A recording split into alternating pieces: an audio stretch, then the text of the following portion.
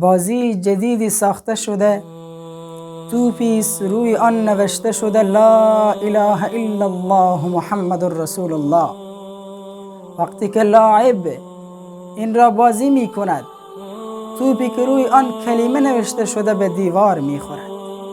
همه عزیزانی که صدای مرا میشنوند و این پیام مرا میشنوند، در گروه های خود و در فیسبوک ها این را نشر بکنند تا همه مسلمین از دسیسه هایی که کفار می سازند آگاه بشن.